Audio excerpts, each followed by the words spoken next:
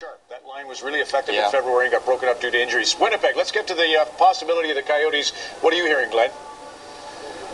Well, what I hear is that once Goldwater got on board, then things came to a screeching halt, and they're not going away.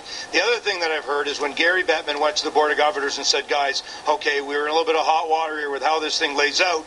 Well, what we do have is we have Plan B, and Plan B obviously would be Thompson and would be Winnipeg, and the 29 owners are sick to death of putting money into the pile to pay to keep another franchise up. So, from my standpoint,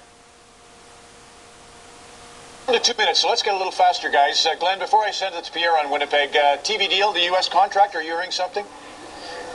Yeah, I hear, and it's been kept really quiet. True TV is actually at the table. That's TBS, TNT. Supposedly they've offered $150 million, but again, a lot of top secret stuff. But also at the table, ESPN's not going away. Obviously Comcast, and surprising enough, Fox is kicking tires as well. So that's coming to a close real soon. Pierre, do a checklist. The Jets situation, then on to your coaching whispers for Florida and Ottawa.